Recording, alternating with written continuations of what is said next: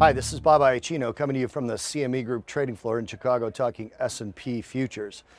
S&P started up the day in a pretty good uptrend, being up as many as 11 points at one point off of a note by Morgan Stanley, the well-known global financial firm that I'm sure you've heard of, calling for 15% upside in the next 12 months for the S&P. There was a lot of mocking of that note simply based off of the time frame and the fact that financials are not leading right now and energy is not likely to continue to lead once some of the speculation is over in crude oil, dragging the energy sector up a little bit higher today.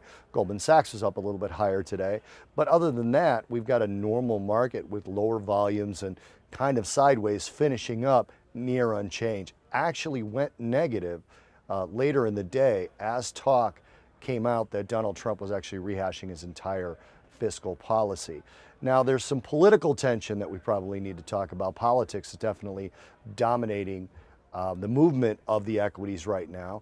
There's the U.S. versus basically everybody, and I just mentioned Donald Trump's plans to rewrite his entire tax plan. So that kind of takes off the table the tax plan that he ran on and starts the construction of a whole new plan.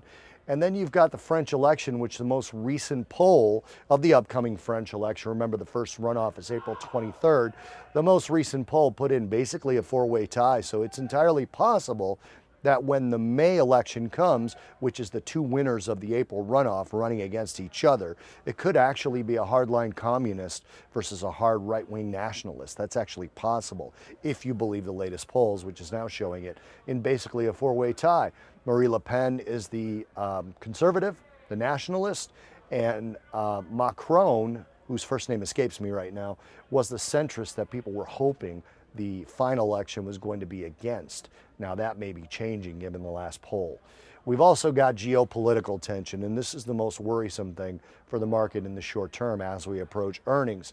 You've got the U.S. standing off with Russia and standing off with Syria by default, where the attacks on Syria kind of ruffled Russia's feathers. Russia was said to be moving a warship, not necessarily warships, but a warship toward the Persian Gulf.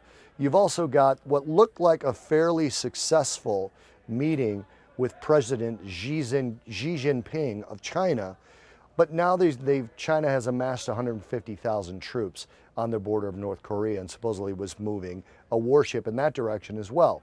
So we've got a lot of political tension and geopolitical tension going on that could really derail any market rally unless earnings come out really, really strong. So right now it seems like the market is just biding its time to see what happens as the earnings season begins next week.